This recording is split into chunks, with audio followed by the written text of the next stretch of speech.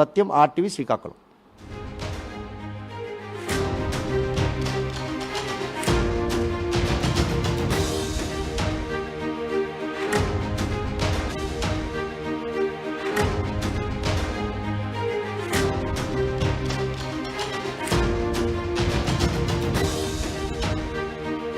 Breaking news, Duvvada ఫ్యామిలీకి సంబంధించిన breaking news. Duvvada family డ్రామాలో మరో ట్విస్ట్ చోటు చేసుకుంది. దువ్వాడ ఉంటున్న ఇంటి స్థలం నాది అంటున్నారు పార్వతీశ్వరరావు అనే వ్యక్తి. టెక్కలిలో దువ్వాడ శ్రీనివాస్ కొత్తగా కట్టిన ఇంటి స్థలం తనదే అని అంటున్నారు చింతాడ పార్వతీశ్వరరావు. ఎవరి స్థలాన్ని ఎవరు పంచుకుంటున్నారని ఆయన అడుగుతున్నారు. దువ్వాడ నాకు ఇంకా 60 లక్షల రూపాయలు బాకీ ఉన్నారు అని అంటున్నారు. 22 సెంట్ల స్థలాన్ని 1,20,00,000కి అమ్మాను, నాకు పూర్తిగా డబ్బులు ఇవ్వకుండా ఇప్పుడు ఇంటిని పంచుకోవడం ఏంటి అని పార్వతీశ్వరరావు ప్రశ్నిస్తున్నారు. పార్వతీశ్వరరావు దగ్గర ప్రస్తుతం మా ప్రతినిధి నాయుడు కూడా ఉన్నారు. నాయుడు, ఎవరి పార్వతీశ్వరరావు, ఏంటి వివాదం? రోహిత్, చూస్తే కనుక ఎమ్మెల్సీ దువ్వాడ శ్రీనివాసరావు కుటుంబ వ్యవహారం రచ్చకెక్కి 7 రోజులు కావస్తుంది. రోజుకొక మలుపు తీసుకు వెళ్తున్నటువంటి ఈ వివాదంలో మరో కొత్త కోణం బయటకు వచ్చింది. ఏదైతే కుటుంబంతో విభేదించి బయట నిలువులు నీడ లేకుండా ఉన్నటువంటి దువ్వాడ శ్రీనివాసరావు టెక్కల్లో సొంతిల్లు నిర్మించుకోవాలనే ఉద్దేశంతో అన్నదమ్ములు దువ్వాడ శ్రీనివాసరావు కలిసి స్థలం కోసం అన్వేషించే క్రమంలో టెక్కలకు చెందినటువంటి రాజకీయ పరంపరతో పాటు అంటే చింతాడ పార్వతీశ్వర మాస్టర్ విశ్రాంతి ఉపాధ్యాయులు, ఆయన తండ్రి కూడాను ఏదైతే సంపదరావు రాఘవరావుతో ఉన్నటువంటి సాన్నిధ్య నేపథ్యంలో ఆయన వద్దకు వచ్చి 22 సెంట్ల స్థలాన్ని ఆయన దగ్గర నుంచి కొనడం జరిగింది. ఈ స్థలం మార్కెట్ వాల్యూ అంటే మార్కెట్ వాల్యూ ప్రకారంగా చూస్తే 20 కోట్లుగా పరిణితి తీసుకోవచ్చు. ప్రైవేట్ లావాదేవీల్లో భాగంగా ఇప్పటికే ఇంకా 60 లక్షల రూపాయలు ఆయనకి బాకీ ఉన్న ఆ మొత్తం చెల్లించకుండా, అంటే అప్పు తీర్చకుండా ప్రస్తుతం మాత్రం ఆ ఇంటిని తనకు రాయాలని భార్య అనడం, ఆ ఇల్లు నాకు కావాలి, నాకు నిలవలేదు శ్రీనివాస్ అండి. ఈ వివాదాల మధ్య తనకి ఇవ్వాల్సిన 60 లక్షల రూపాయలు ఎవరిస్తారు, ఎవరి స్థలాన్ని ఎవరింటిని ఎవరు పంచుకుంటారని కూడా ప్రస్తుతం మనతో మాట్లాడడానికి స్థలం యజమాని రిటైర్డ్ ఉపాధ్యాయులు ఉన్నారు, పార్వతీశ్వర ఉన్నారు. చూస్తే ఈ ఇండ్లు స్థలం మీకు ఆయనకి అమ్మాల్సిన అవసరం మీకేమొచ్చింది, ఆయనకి మీరు ఆ స్థలాన్ని ఎలా అమ్మారు, ఈరోజు ఈ వివాదాల కారణం పార్వతీశ్వర మాస్టారే అన్నటువంటి ఒక పోకడు కూడా బయటకు వస్తుంది. అసలు ఏం జరిగింది? నేను, నా భార్య, నా పిల్లలు అందరూ ఉద్యోగరీత్యా వెల్ సెటిల్డ్ కుటుంబాలు. మాకు వచ్చినటువంటి ఆదాయం ద్వారా కొనుక్కున్నటువంటి స్థలాలు అవి. పిల్లలు ఉద్యోగరీత్యా బయట ఉన్నారు, ఏదో డెవలప్ చేద్దాం కదని చెప్పేసి ఉంచుకున్నటువంటి స్థలాలు. ఒక రోజు ఒక గుడ్ మార్నింగ్, ఉదయాన్నే ఆయన నా వద్దకు, ఆయన తన అనుచరులు శ్రీనివాసరావు, తన తమ్ముడు శ్రీధర్ బాబా, మిగతా కార్యకర్తలు అందరూ రాజకీయంగా నాతో విరోధులైనప్పటికీ, విభేదించినప్పటికీ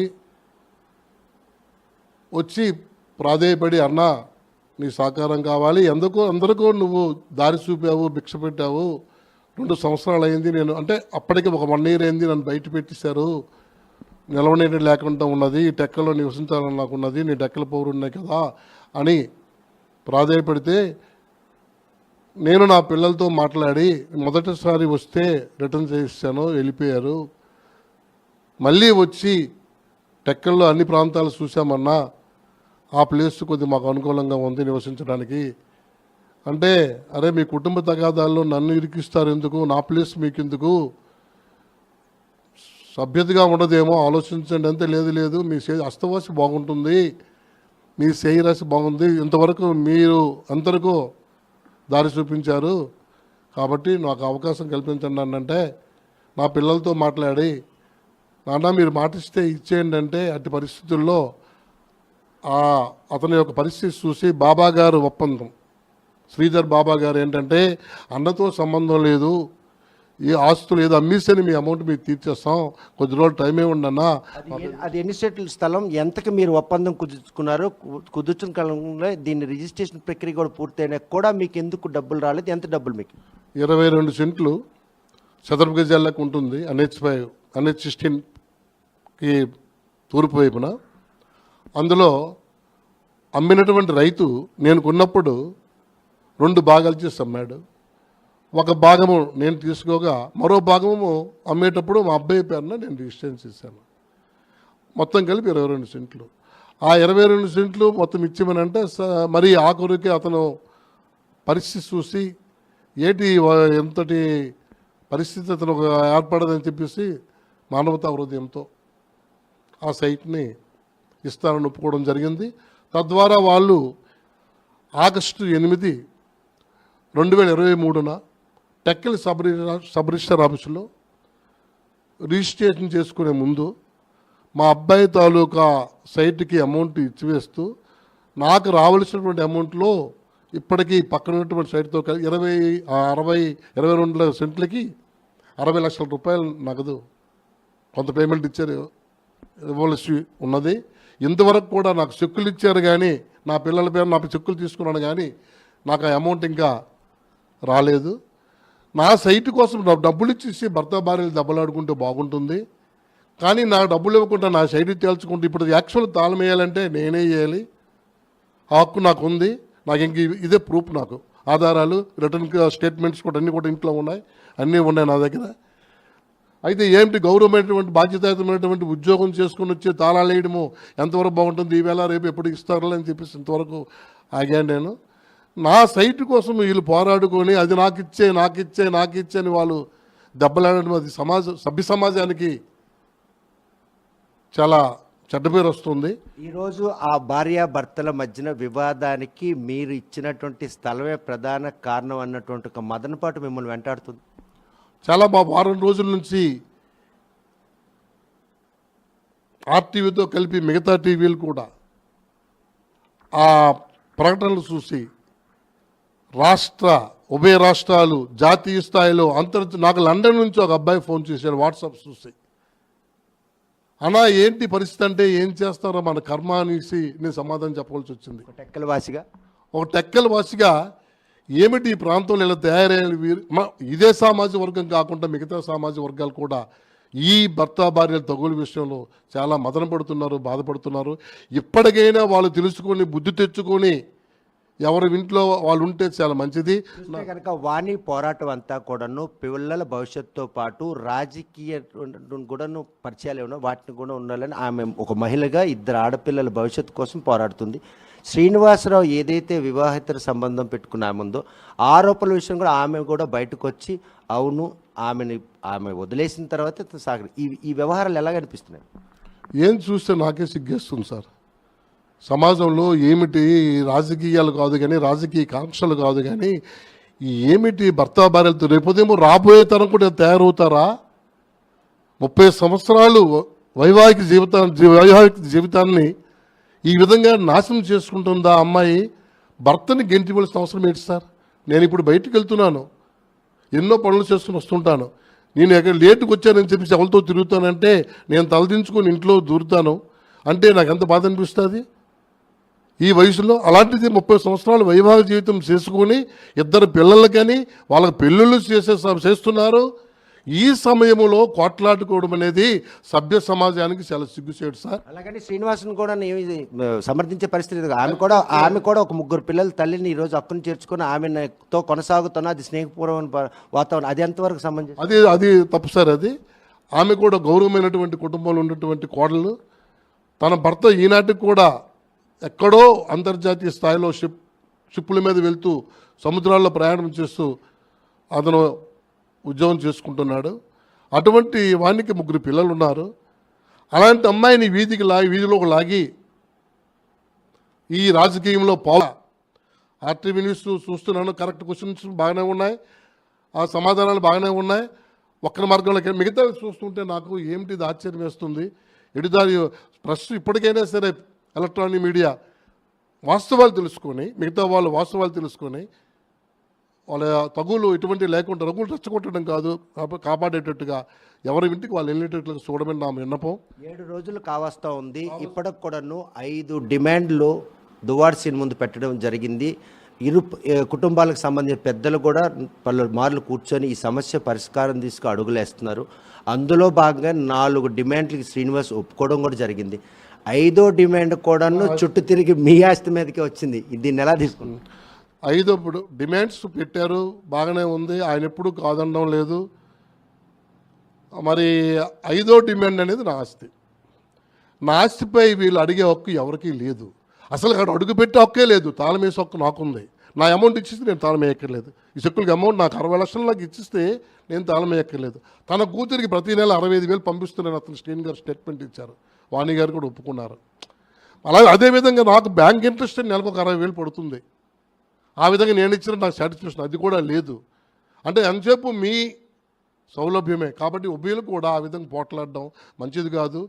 నేను కూడా ఉభయులకి విన్నపం ఏంటంటే ఎప్పటికైనా సమస్య ఒక పరిష్కారం మార్గంలో వెళ్ళిపోయి పెద్దలు చెప్పినట్టుగా వినుకోండి. ఇప్పుడు ఈ క్షణం ఈ వివాదాలు చూసి స్థలం అమ్మానని మదనపాటుతో పాటు ఈ వివాదం చూసుకోవడం చాలా మదనపడుతున్నారు మీరు. ఇప్పుడు వెళ్ళి శ్రీనివాస్ని ఖాళీ చేయిస్తారా, లేకపోతే వాణి వాళ్ళ పిల్లల్ని అక్కడ ఖాళీ మీరు తాళం వేయడానికి సిద్ధంగా ఉన్నారా? నేను తాళం వేయడానికి ఎలాగైతే ఘర్షణ పెడితే తాళం వేయడానికి సిద్ధంగా ఉన్నాను సార్. నాకు ఆ శక్తియుక్తులు ఉన్నాయి. కానీ కుటుంబాలు బయటపడితే నాకు సమాజం చీకొడుతుంది.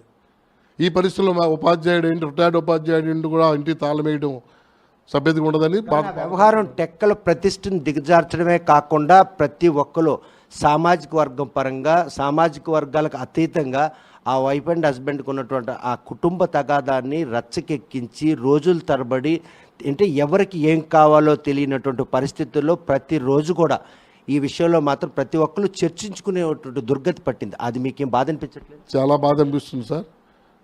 రోజు చూస్తుంటే నాకు రాత్రి 11, 12 వరకు కూడా ఈ న్యూస్ చూస్తుంటే నాకు చాలా మానసికంగా బాధపడుతున్నాను. ఏమిటి మిగతా సామాజిక వర్గాలు కూడా ఈ సామాజిక వర్గం మీద ఈ ఉభయులు తగాదాల వల్ల చీకుట్టే పరిస్థితి వస్తుంది. అందుకు కాబట్టి చాలా మదన పడుతున్నాను. నేను బాధపడేది ఏంటంటే ఉభయులు ఇప్పుడు కూడా ఎవరింటికి వాళ్ళు వెళ్ళిపోయి పెద్ద మనుషులు చెప్పినట్టుగా వినుకొని నా ఆస్తి కోసం పోరాడడం కాదు, నా డబ్బులు నా పేమెంట్ చేయమని, లేదంటే నా ఆస్తి నాకు తిరిగి రాసేమని కూడా శ్రీని గారికి అడగాలనుకుంటున్నాను. 7 రోజుల వాళ్ళ తాలూకు పోరాటంలో సమస్య ఎక్కడ ఉందా, లేకపోతే కోరికలే ఆ సమస్యను జటిలించేస్తాయి? రాజకీయ అతను చెప్పారు కదండి, రాజకీయ వాంఛలు కోరికలు తన 30 సంవత్సరాల జీవిత చరిత్రలో ఎప్పుడూ బయటపడలేదు. ఒక సందర్భంలో రాజకీయంగా కలిసి ఉన్నటువంటి కుటుంబాలు మావే వాళ్ళవి. కానీ ఆ కాంక్ష రాజకీయ పదవిన కాంక్ష మరి వాళ్ళకి ఎలాగున్నది ఏమిటో నిత్యం ఇతను పోరాడుతూనే ఉంటాడు, జైలుకి వెళ్తూనే ఉంటాడు, పాపము చేపట్లు పడుతూనే ఉంటాడు. తను నిరంతరము ప్రజల మధ్యన తిరుక్కొని చేపట్లు పెడతాడు కూడా. అంతా కూడా ఆ విధంగా వెళ్ళిపోయినటువంటి వ్యక్తి. మరి ఆయన మాకు ఒక విధంగా ఆర్థికంగా తన మామ పర్వాలేదు, నేను భయపడే వ్యక్తిని కాదు, తన మామ తన భార్య కూడా ఇంటికి వెళ్ళాను. నేను ఇంటికి వెళ్ళి మా ఆర్థిక అవసరాలు ఇలా ఉన్నాయి, మేము ఇచ్చినటువంటి పైకాన్ని మాకు చెల్లించండి అంటే ఏదో విధంగా అంతే. శ్రీనివాస్కి దువ్వాడ వాణి ఇద్దరు తరపున కూడా మీరు బాధితులను విన్నాను. మీ మీద కేసులు ఆర్థిక లావాదేవీలు నా మీద కేసులు కూడా వేశారు సార్. నేలయ్య అనే ఒక సిఐ, నేను పనికి వచ్చినాడు పనికి మాలినాడు అనను, నేను నా డ్రైవింగ్ మీద వాణి గారే ఒక కార్యకర్త ఎవరో చెప్పారని చెప్పేసి కేసు వేసి రాత్రి 11 వరకు టార్చర్ పెట్టారు. ఆయన సెల్ పట్టుకొని ఆమెకి వినిపిస్తున్నాడు. ఆర్థికంగా ఆదుకున్నటువంటి నా కుటుంబానికి చివరికి నా మీద కేసులు, నా డ్రైవర్ మీద కేసులు పెట్టి నన్ను మానసికంగా బాధలు పెట్టారు. రామ్మోహన్ నాయుడు వ్యక్తిగతంగా గుణగణాలు కలిగినటువంటి వ్యక్తి, నాకు తోబుట్టు కాకపోయినా కృపారాణి గారు అంటే అభిమానించినటువంటి వ్యక్తిని నేను. పూర్వం నుంచి ఆ కాంగ్రెస్ పార్టీ సపోర్ట్గా ఉన్నటువంటి వ్యక్తులు కాబట్టి అభిమానించే వ్యక్తులను. ఆమె కేంద్ర మంత్రిగా చూసా తప్పకుండా నేను ఏమి చెప్పేది ఆ పనులు చేసి పెట్టేది.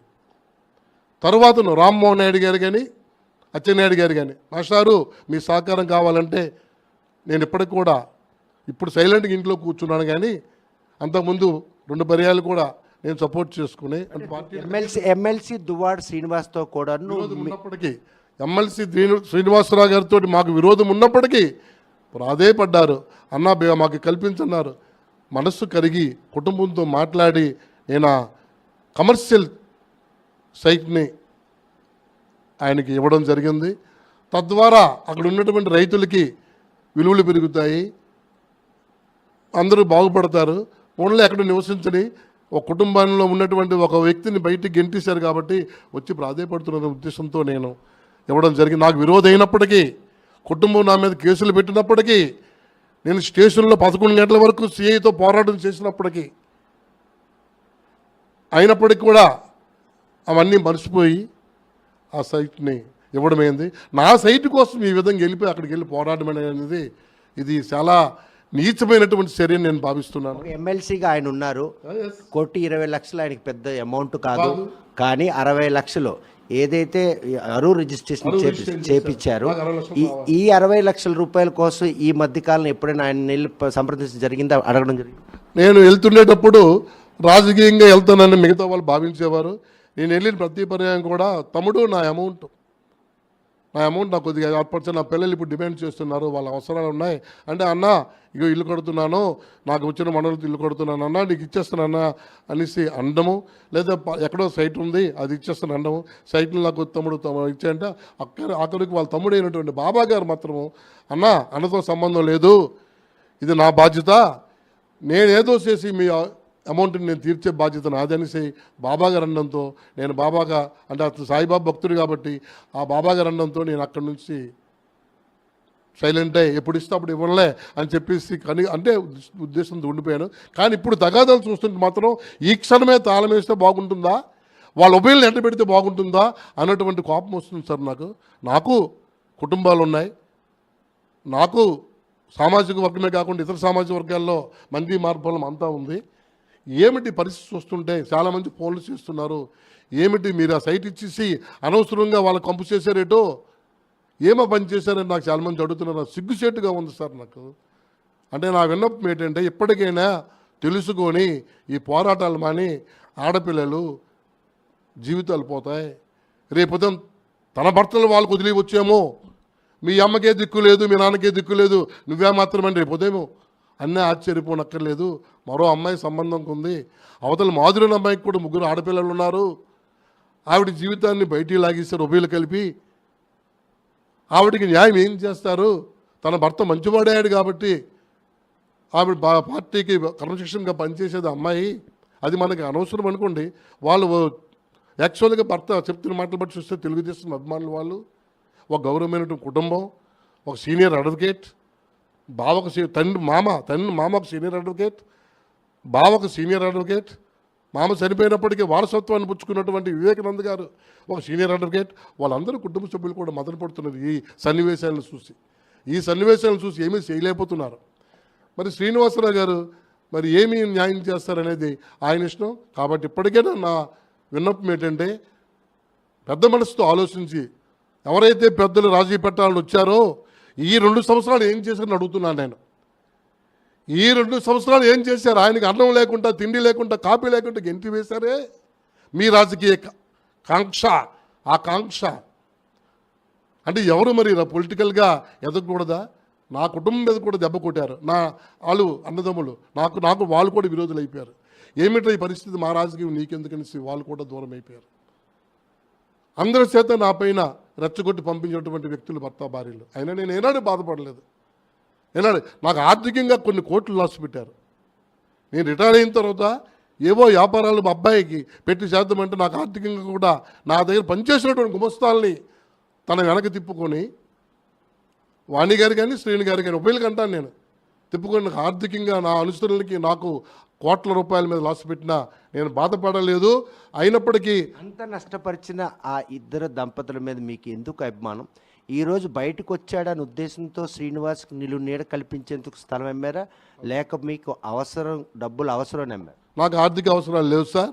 నా పిల్లలు ఒక నిజాయితీ పరులు, వాళ్ళకి ఏమైనా కావాలి. ఎక్కడ ఒక డాక్టర్ కానీ వాళ్ళ ఆయన డాక్టర్, నా కుమార్తె గ్రూప్ 1 ఆఫీసర్, ఎక్కడ అవినీతి చేయకండి, మీకు ఏది కావాలి నేను ఉన్నాను, నాకు వచ్చినటువంటిది మీరు చూస్తాననే ఆలోచనతో నేను చేస్తున్నాను. తర్వాత ఇప్పుడు మీరు అనేది ఏంటంటే, ఉభయలు భర్త భార్యలకు ఏంటి అవసరం? నాకు ఆర్థిక అవసరాలు లేవు, కానీ బయట పడిపోయాడు అనే ఉద్దేశంతో ఇంటికి వచ్చాడు, భార్య గెంటేసింది, బయటకు వచ్చాను, నా పరిస్థితి ఎలాగుంది, నాకు ఇక్కడ స్థానం కావాలి అనేసి నా దగ్గరలోనే ఇల్లు చూశాడు, పరిసరాలు చూసి నాకు నచ్చలేదు వెళ్ళిపోయాడు.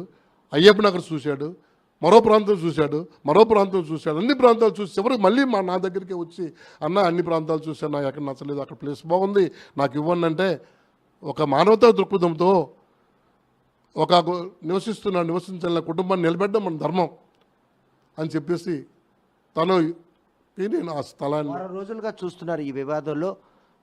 కంక్లూజన్కి ఇక్కడ కూడాను ఇరువైపుల నుండి వచ్చే పరిస్థితి, ఎందుకంటే ఎవరైతే బాధితులు ఉన్నారో నేరుగా మాట్లాడుకునే పరిస్థితి లేదు. ఇరు వర్గాలకు సంబంధించిన బంధువులు ఎవరైతే చర్చిస్తున్నారో వాళ్ళలో కూడా డిమాండ్లు పరిష్కారం కానటువంటి డిమాండ్లు కొన్ని కనిపిస్తున్నాయి. ఓవైపు ఏదైతే విడాకులు కావచ్చు, మరోవైపు ఈ ఆస్తి తందే అనుకుని శ్రీని అంటే స్టిక్ ఆన్ అవడం, అదే తప్ప ఇంకోటి అయితే నేను బయటికి రాను. ఈ పరిణామాలన్నీ కూడాను పార్వతీశ్వరరావు మేస్టార్ని తీవ్రంగా బాధిస్తున్నాయి. డబ్బులు కూడా ఎప్పుడు ఇస్తే అప్పుడే ఇవ్వండి అని వదిలేసిన పార్వతీశ్వరరావుకి ఎందుకు ఇప్పుడు ఈ మదనపాటు వచ్చింది? ఈ మదనపాటు నుండి బయటపడాలంటే మీరే నిర్ణయం తీసుకోవాలి. నేను ఇమ్మీడియట్గా నా సైట్ నాకు రాసిమని చెప్తున్నాను, లేదంటే నా అమౌంట్ నాకు ఇచ్చేసి మీరు పోరాడండి. అది ఏముందండి అందులో, ఏముంది, ఎవరిచ్చారండి ఆ డబ్బు? నేను ఇచ్చాను చెప్పడానికి ఏమి రైట్ ఉంది? వాళ్ళకు ఉన్నటువంటి ఆస్తులు చెప్పండి. నేను ఎక్కడ పెట్టుకున్న లాసులు నాకు అనవసరం. నా సైట్కి ఎవరిచ్చారు? శ్రీని గారు వచ్చారు, 100 మంది కార్యకర్తలు వచ్చారు, అయినా నేను ఇవ్వలే, నా ఇంటికాడ నుంచి వెళ్ళిపోమని చెప్పాను. తప్పదు మళ్ళీ రెండోసారి వచ్చి నాకు కావాలంటే ఇచ్చాను. ఇప్పుడు ఈ పరిస్థితుల్లో మానవతా దృక్పథంతో ఇచ్చాను కాబట్టి ఈ తగువులు పడడం అనేది ధర్మంగా ఉండదు. అక్కడికి వెళ్ళి అంత దౌర్జన్యం చేయవలసిన అవసరం లేదు.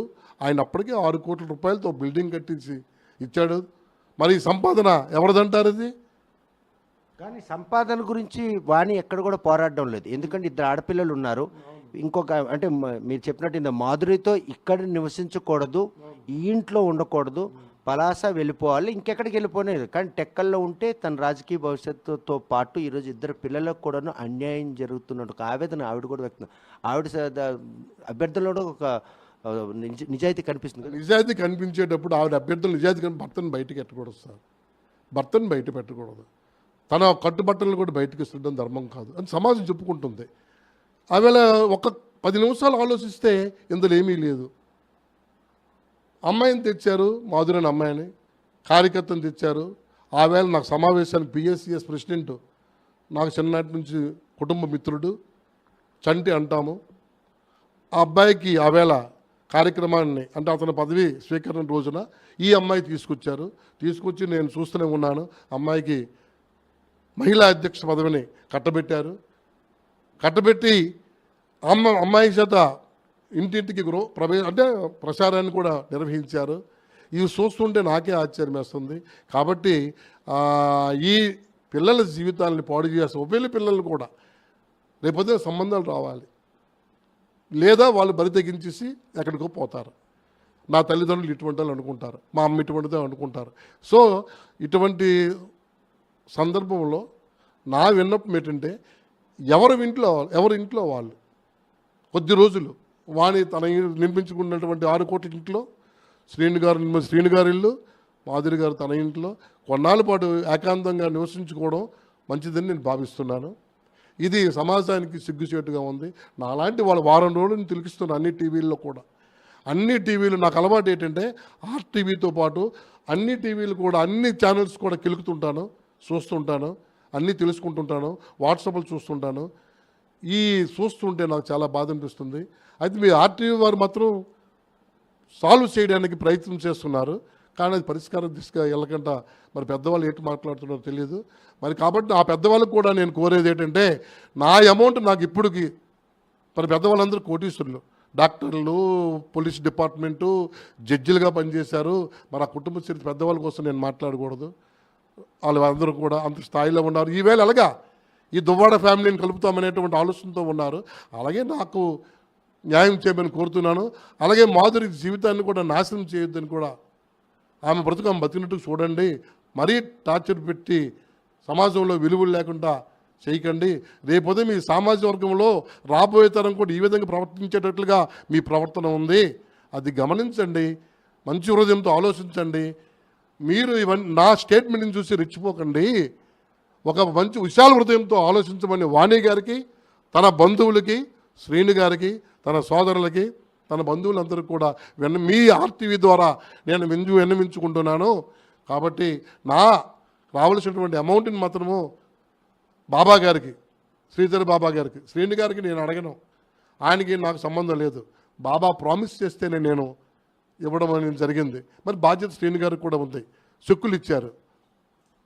కాబట్టి నాకు ఏంటంటే చివరికి కనిపిస్తుంది ఏంటంటే ఉభయల్ని ఎంటబెట్టి తాళం వేసిందినా, ఉభయల్ని ఎంటబెట్టి తాళం వేసి హక్కు నాకు ఉంది సార్. ఆ ఇంటి మీద ఎవరికి అర్హత లేదు, ఆ సైట్ మీద ఎవరికి అర్హత లేదు. కొనుక్కున్నారు కాబట్టి బాబాకి, శ్రీను గారికి అర్హత లేదు. అక్కడికి వెళ్ళి మాధురి కానీ వాణి కానీ వెళ్ళి అడిగే అర్హత ఎవరికి కూడా లేదు. కాబట్టి వాళ్ళు జాగ్రత్తగా లేకపోతే నేనే తాళం వేస్తాను. ఏం చేస్తారో చేసుకోండి, ఎన్ని కేసులు పెడతారో పెట్టండి, నేను సిద్ధంగా ఉన్నాను. కనుక ప్రస్తుతం మాత్రం ఏదైతే దువ్వాడ శ్రీనివాస్కి ఎమ్మెల్సీకి నిలువు లేనటువంటి తరుణంలో ఆయన 22 సెంట్ల స్థలాన్ని అమ్మారు. ఆ ఇంట్లో ఇల్లు నిర్మించుకొని ఆవాసం ఉంటున్న తరుణంలో ఇక్కడే మాధురితో పాటు సహజీవనం చేస్తున్నారన్న ఆరోపణల నేపథ్యంలో మాధురిని బయటైతే తేగలిసారు, కానీ ఆమె కూడా ఆత్మహత్య చేసుకునే విధంగా ఆరోపణలు ఉన్నాయని ఆమె కూడా ఓవైపు మదన పడుతుంది. మరోవైపు చూస్తే కనుక ఏ ఇంటి కోసం అయితే ఈరోజు దువ్వాడ శ్రీనివాసరావు వాణిల మధ్యన కొనసాగుతుందో 7 రోజులు కావస్తున్న ఈ వివాదం సద్దుమణిగిన నేపథ్యంలో స్థల యజమాని మాత్రం ఈరోజు ఎందుకు తన స్థలాన్ని ఆ రోజు ఆయనకి అమ్మానని మదనపాటు ఉంది. ఆ వివాదం చూస్తుంటే ప్రస్తుతం ఆ స్థలం, ఆ ఇల్లు కూడా తనకే చెందుతుంది. 1,20,00,000 రూపాయల లావాదేవీల నేపథ్యంలో కేవలం 60 లక్షల రూపాయలు మాత్రమే తనకంటే ఇంకా 60 లక్షల రూపాయలకి ఇంకా చెక్కులు కూడాను ఇంకా పూర్తిగా పోస్ట్ చేయకుండా ఉండే పరిస్థితి. తన డబ్బులు చెల్లించకుండా ఈరోజు ఎవరు ఆస్తిని ఎవరు కోరుకుంటారు, ఎవరు అమ్ముతారు, ఎవరు పంచుకుంటారని కూడా ప్రశ్నిస్తున్నారు. అక్కడి నుంచి కనుక ఆ 2 కుటుంబాలు తక్షణం వెళ్ళకపోతే నేనే ఆ ఇంటికి తాళం వేసి స్థలాన్ని ఆక్రమించుకుంటాను, ఎన్ని పోలీసులు కేసులు పెట్టినా కూడాను దాన్ని